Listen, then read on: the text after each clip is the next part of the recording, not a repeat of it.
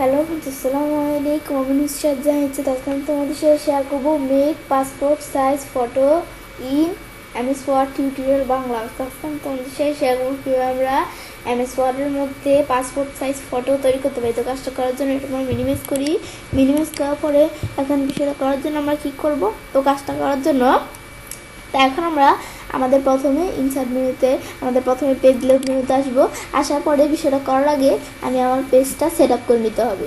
তো বিষয়টা করার জন্য আমরা আমাদের এদিকে সাইজ এসে আমি এখানে পেজের সাইজটা এফোর সাইজ দিয়ে নিব। তাছাড়া এখান থেকে সেট আপ করা ছাড়াও আমি যদি এই পেজ সেট আপে এসে নিজেদের মতো করতে পারি। তা আমি যেহেতু একটু বেশি আমাদের পিকচার নিব, সেজন্য আমি মার্জিন সাইজটা আমরা কী করে রাখবো, আমরা ন্যারো করে রাখবো। ব্যাস, এটা দেওয়ার পরে এখন আমরা পিকচারটা আনার জন্য আমরা কি করব, আমরা ইনসার্ট মেনুতে আসার পর পিকচার থেকে তোমার কোন পিকচারটা তুমি কাজটা করবে কোন পিকচার দিয়ে, তো সেই পিকচারটা আনলেই হবে। আমি আমার এই যে একটা পিকচার আছে, এই পিকচারটা দিয়ে আমি তোমাদের বিষয়টা দেখাবো। ব্যাস, আমার পিকচারটা আমরা আনলাম। আনার পরে এখন আমি জাস্ট একটা পিকচার দিয়ে তোমাদের দেখাচ্ছি, তোমরা তোমাদের প্রয়োজনীয় যে পিকচারটা সেটা দিয়ে তোমরা বিষয়গুলো করতে পারো। ব্যাস, আমার যখন এই পিকচারটা এদিকে আনার পর আমি এখান থেকে এই যে ইন ফ্রন্ট অফ টেক্সট সেটা দিয়ে নিব। ব্যাস, দেওয়ার পরে এখন এই পিকচারটা আমি কোন জায়গায় রাখবো এটা রাখতে পারি, এবং রাখার পরে আমরা পিকচারটা তো নিজেদের মতো সাইজ করে নিতে হবে। আমরা যখন একটা পাসপোর্ট সাইজের পিকচার করি তখন আমাদের ম্যাক্সিমাম আমরা আমাদের সেটা হাইট দিই, কত হাইট দিয়ে আমরা আমাদের এখান থেকে 2 ইঞ্চি আর উইথ দিয়ে আমাদের 1.5। এখন আমরা আমাদের এই বিষয়গুলো করতে পারি। ব্যাস, এগুলো করার পরে এখন আমরা আমাদের এখন এদিক থেকে আমি যদি আমরা হাইট লিখি 2 ইঞ্চি, আমাদের ধরো এদিকে আমরা উইথ ধরো দিলাম 1.5। ব্যাস, দেওয়ার পরে এভাবে যখন দিলাম, এখন আমি যদি পিকচারে এদিকে আসলে আমি তো দিছি আমাদের হাইট দিছি 2 আর আমাদের উইথ দিছি আমাদের 1 আমাদের মানে 1.5 যেটা আমরা বলি বাংলায়। তো এটা আমরা দিচ্ছি, কিন্তু এদিকে কিন্তু আমাদের উইথ ঠিক আছে, কিন্তু হাইট এমন আসলো কীভাবে? তো এখন এরকম আসছে, কারণ আমাদের এরকম যদি আসে তাহলে আমরা কী করব, এই যে সাইজ অপশন আছে না, এই সাইজে ক্লিক করব। ক্লিক করার পরে আমাদের এই যে আমাদের এখানে এদিকে আমাদের সমস্যাটা আছে, আমাদের লুক অ্যাসেপ্ট আমাদের এখানে রেটিও, আমি যদি এই অপশনটা টিকমার্ক দেওয়া থাকে তাহলে আমরা আমাদের যদি এখানে হাইট বাড়াই বা আমরা উইথ কমাই বাড়াই, তাহলে এই যে সে আমাদের এই হাইট আর উইথ নিজের মতো অ্যাডজাস্ট করে নেয়। কিন্তু আমরা তো আমার মতো আমি এখান থেকে চাচ্ছি বিষয়টা করব, সেজন্য আমরা অপশনে টিকমার্ক উঠিয়ে দিয়া এখন হাইট 2 ইঞ্চি আর উইথ আমাদের 1.5 বা আমরা 1.5 এভাবে রাখার পরে এখন আমি যদি আমরা এগুলো করার পর আমরা ওকে দিলে আমাদের কিন্তু এখন সুন্দরভাবে আসছে, কারণ আমি অপশনটা টিকমার্ক উঠিয়ে দিছি সেজন্য। ব্যাস, এটা আসার পরে এটা আমি কোথায় রাখবো, নিজেদের মতো আমি চাইলে এটা রাখতে পারি। ব্যাস, আমি ধরো এখানে রাখলাম। রাখার পরে আমরা এখন চাইলে আমরা কি করব, পিকচারের বর্ডার দিতে পারি, একটু উইথ এসে বর্ডারের উইথটা ধরে যে বাড়াইতে পারি, কমাইতে পারি। পর আমি যদি আমাদের এই উইথের কালারটা কীরকম থাকবে এগুলো আমরা দিতে পারি নিজেদের মতো। ব্যাস, ওকে দিলাম, হয়ে গেল।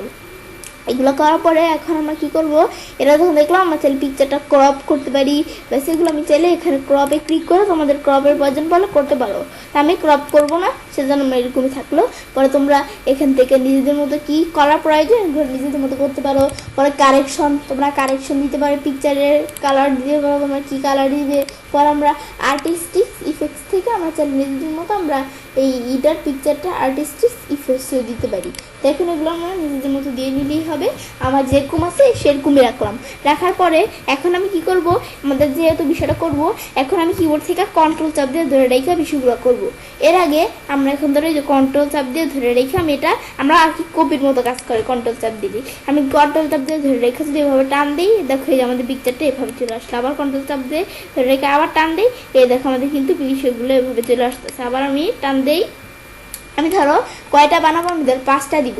তো আমি ধরো এভাবে 5টা দিলাম, এদের আমার এভাবে সুন্দর মতো রেখে নেই। ব্যাস, এবার আমি ধরো নিজেদের মধ্যে একটু সাইজ করে নিলেই হবে। এখন আমি বিষয়টা করার জন্য আমাদের এখন কিন্তু এটার মাঝখানে গ্যাপ বেশি, এগুলো গ্যাপ কম। এখন আমি যদি সবগুলো আমরা একবারে সুন্দর করে আমাদের গ্যাপ দিতে চাই, কন্ট্রোল চাপ দিয়ে আমরা এই সবগুলো ধরো সিলেক্ট করলাম। করার পরে আমি এখন আমাদের কি করব, অ্যালাইন এসে এই যে আমাদের অ্যালাইন মার্জিন দিব, এবং আমরা আমাদের এই যে আমাদের ডিস্ট্রিবিউট হরিজন্টালি দিলে আমাদের একবার গ্যাপ আমাদের হয়ে যাবে। ধরো তোমাদের বিষয়টা দেখাচ্ছি, আমি ধরো এগুলো ভালো করে সিলেক্ট করে নেই। ব্যাস, সিলেক্ট করে আমরা এখানে এসে আমাদের ডিস্ট্রিবিউট হরিজন্টালি দিই। ব্যাস, দিলে এখন কিন্তু আমাদের এভাবে বিষয়গুলো চলে আসছে। তা আমাদের ধরো এরকম কিন্তু একবার লেগে গেছে, আমি ধরো আনডপ করে একটু সুন্দরভাবে বিষয়টা করার জন্য আমরা যদি একটু অ্যালাইনে আসি, আসার পর অ্যালাইন টু পেজ দেওয়া থাকবে, এবং আমি এখান থেকে মার্জিনের বিষয়টা একটু পরে দেখতেছি। অ্যালাইন টু পেজ দেওয়ার পরে এখন আমি যদি ডিস্ট্রিবিউট হরিজন্টালি দিই, একবারে কিন্তু মাঝখানে ফাঁক সমান সমান, একবারে চারদিক কিন্তু ফাঁক সমান সমান এসছে। এখন আমি আমাদের এগুলো সিলেক্ট করে আমরা আমাদের কি করব, গ্রুপ করব। তো এগুলো আমরা এখানে কন্ট্রোল চাপ দিয়ে ধরে রেখে সবগুলো সিলেক্ট করে আমাদের এখানে এই ফরম্যাটে আসবো। আসার পরে এখন গ্রুপের জন্য এই গ্রুপে এসে গ্রুপ করে দিলাম। ব্যাস করার পরে এখন এগুলো সবগুলো আমরা নিচ দিকে আমাদের কি করব, কপি করে আনবো। তা আমি আনার জন্য আমি যদি ভিউ মেনুতে এসে ধরো আমাদের এই ওয়ান পেজ দিয়ে রাখি, তাহলে বিষয়টা করতে সুবিধা হবে। এখন আমি যদি আমরা কন্ট্রোল চাপ দিয়ে টান দিই, বেশ হয়ে গেল। আবার কন্ট্রোল চাপ দিয়ে এভাবে টান দিই, এ দ্বারা হয়ে গেল। এভাবে কিন্তু আমরা চাইলে করতে পারি বিষয়গুলো। ব্যাস এখন আবার টান দিই, ব্যাস এই যে আমাদের কিন্তু এভাবে আমরা রাখতে পারি। আবার টান দিই, ব্যাস এভাবে রাখলাম। ব্যাস এভাবে রাখার পর এখন আমরা যখন বিষয়গুলো করলাম, এখন আমরা কন্ট্রোল চাপ দিয়ে আমরা এগুলো সবগুলো সিলেক্ট করে এখন কি করব, এখনই আমাদের বিষয়টা এই যে আমরা এখানে ফরম্যাটে এসে আমরা আমাদের কোথায় যাব, অ্যালাইনে এসে আমরা অ্যালাইন টু মার্ক দিব এবং আমরা আমাদের ডিস্ট্রিবিউট ভার্টিক্যালি দিব। ব্যাস দিলে কিন্তু আমাদের একবারে মাঝখানে একটু ফাঁক কম বেশি ছিল না, এগুলো আমাদের কিন্তু আবার ঠিক হয়ে গেল আগের মতো। ব্যাস এভাবে আমি যখন বিষয়গুলো ঠিক হয়ে গেল, হওয়ার পরে আমি যদি বাইরে ক্লিক করি, দেখো আমাদের পাসপোর্ট সাইজ ফটোগুলো কিন্তু তৈরি হয়ে গেল।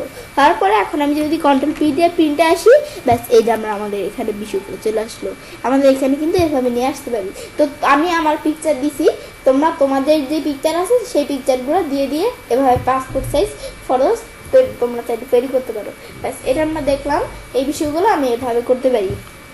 ব্যাস এখন আমি এই বিষয়গুলো দেখলাম, দেখার পর এভাবে আমি চাইলে কাজটা করতে পারি। এবার আমরা খুব সহজে আমি সোয়ার্ডের মধ্যে পাসপোর্ট সাইজ ফটো তৈরি করতে পারি। ফ্রেন্ডস, আমার আজকের এই ভিডিওটি তোমাদের ভালো লেগে থাকে, আমার চ্যানেলটি সাবস্ক্রাইব, লাইক, কমেন্ট এবং সবার সাথে শেয়ার করবে।